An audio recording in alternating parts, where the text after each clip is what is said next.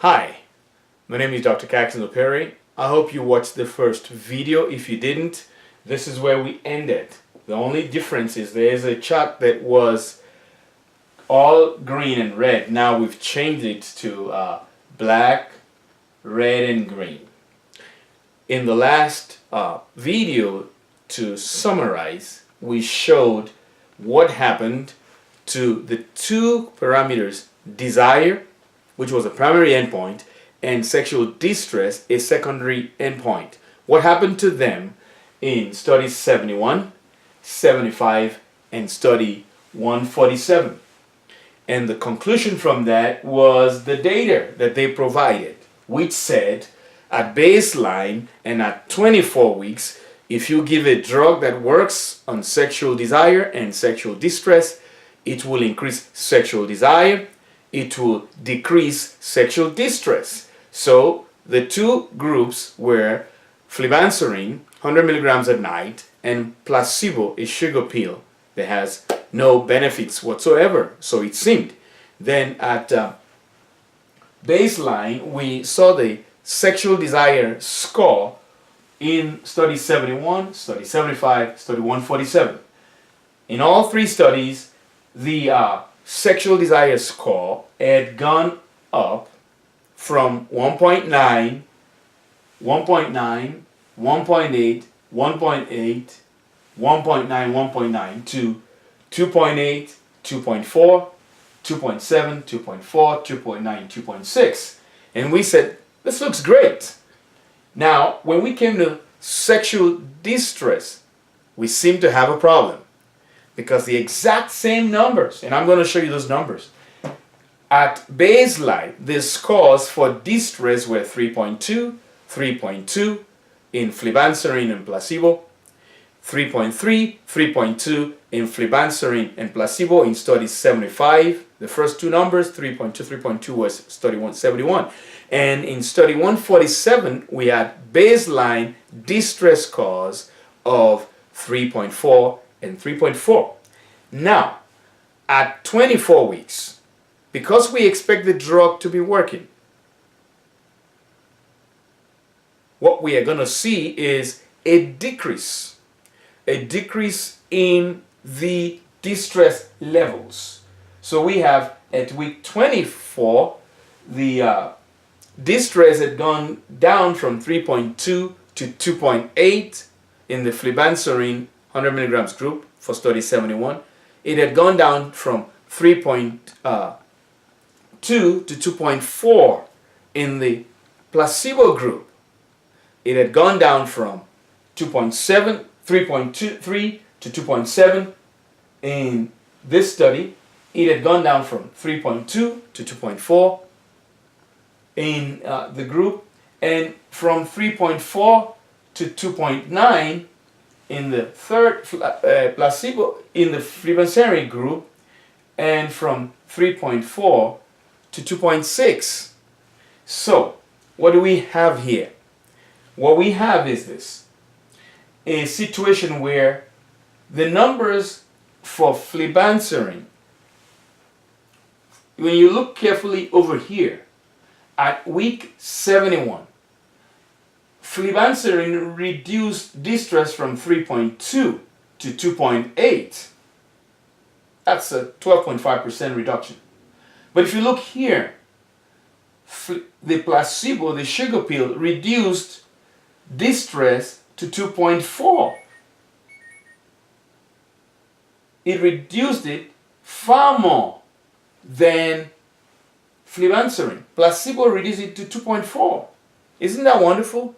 I'm sure that's not what Sprout is trying to tell us, that flibanserin was not as good as a placebo in reducing distress. So now watch. Let's go to the next study. In the next study, flibanserin reduced the distress to 2.7.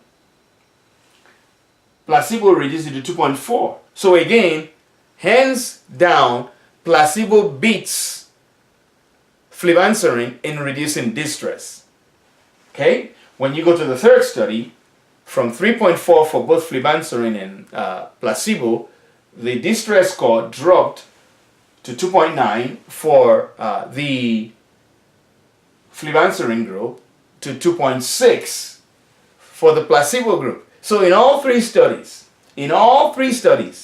based on the data submitted to the FDA, placebo was better than flibanserin at reducing distress. Is that really what Sprout wanted to communicate? Now, when you look carefully, today I'm going to show you one more thing in this video.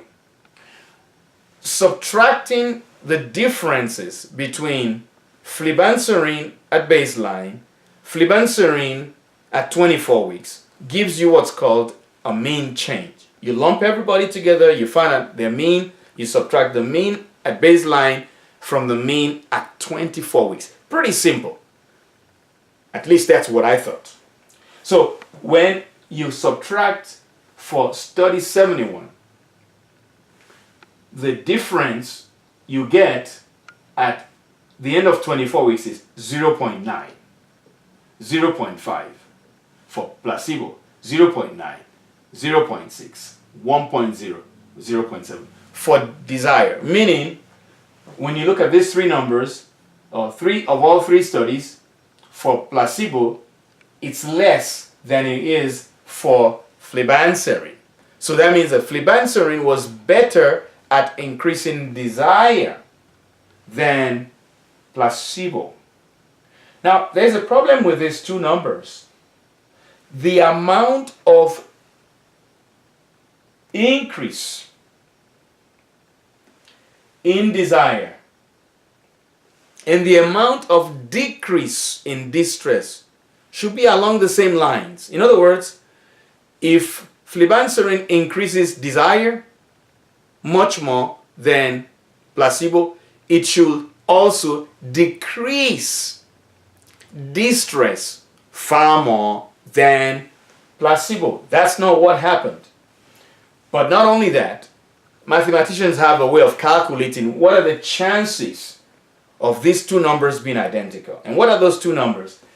The numbers at week 24 for desire, all of the numbers in all of the studies. Now listen, at week 24, all the numbers for desire at week 24 in all 6 groups were identical. 2.8, 2.8, 2.4, 2.4, 2.7, 2.7, 2.4, 2.4, 2.9, 2.9, 2.6, 2.6. If that's not ridiculous, then you just need to, get a cup of coffee and just relax and go to something else. But if you're curious, because one of your family members might end up taking this pill, and we're not even talking about the safety and efficacy yet. We're just looking at the actual data that seems to have been cut and pasted or manipulated. And I'm going to now show you one additional problem with this data. And that is, when you subtract baseline from week 24, you get a number. And it's a very simple number. We showed, you see that, 0.9, 0.5, 2.7 minus 1.8, 2.4 minus 1.8, you get 0.6, and on and on. And you can look at those numbers, you see. But when it now came to distress, and they use what's called the ANCOVR, all the statistical methods that they reported, that they used on tables 9 and tables 10 of the BRUDAC that was submitted to the FDA. Those tables are where I got this from. Okay? On those tables, when you subtract 3.2 from 2.8, I know you may not like math, but that's like saying 32 minus 28 is 4. What you expect here is 0.4. What do we have instead? 0.8. When you subtract 3.2 from 2.4, you get minus 0.5. That's what they have here, but the answer should be minus 0.8. See, we've already seen that the placebo group, according to their data, reduces distress far more than the pink pill, Addyi, flibanserin. But now they're showing us numbers that don't match anymore. So when you look at 3.3 minus 2.7, you get 0.6. And I can even give a stretch of an imagination to that and say, well, maybe 3.39 minus 2.70 gives you 0.69, and you can average that out to 0.7. What about 3.2 minus 2.4? The answer is 0.8. What about 3.4 minus 2.9? The answer is 0.5. But what do we have? 1.0. 3.4 minus 2.6, 0.8. Again, when you stretch your imagination and say 2.69 minus 3.4, you may end up with 0.71 and round that up to 0.7. But these numbers don't make sense. Only two numbers make sense here. The flibanserin 100 milligram group in study 75 and the placebo group in study 147. All these other four numbers do not make any sense whatsoever, because what they are saying is that 3.2 minus 2.8, no matter how far you try to stretch it, it cannot be 0.8. It cannot be minus 0.8. And 3.2 minus 2.4, just in trying to give placebo a lower reduction number, trying to say placebo does not reduce it as much. Ladies and gentlemen, what am I saying here? These numbers are inaccurate. And in the next video, I'm going to show you the actual sexual satisfying events. The main thing that was used to say, hey, flibanserin is better than placebo. Right here, it's obvious that's debatable. Number one, based on the data they submitted. Number two, they are showing us that these two numbers, two pairs of numbers, distress and desire, are exactly the same. Ladies and gentlemen, that's not accurate. My name again is Dr. Caxton of Heron, and I hope you enjoyed this. And if you want anyone to be on the pink pill flibanserin, we're going to look at sexually satisfying events in the next video, and subsequently we have a series of videos that we're going to be showing you to teach you, to educate you, and eventually we're going to talk about female sexual arousal and the pink pill, my new book. It's going to be on Amazon.com. The purpose is not to the purpose is not to use this to advertise the book. I had a lot of hope for flibanserin, and that's why I was excited and went to look at the data, because I felt this would be something that would help me in helping married couples. I'm not a psychiatrist, but I'm an expert on marriage building, and I've written several books on relationships, including the new one, Female Arousal and the Pink Pill. Have a wonderful day. Dr. Caxton Operi. My website is www.drcaxton.com. www.drcaxton.com. If you're having challenges in your marriages and you want to learn something that's absolutely free on the website, you can go there. And I have some YouTube videos also that will be helpful to you. Have a wonderful day.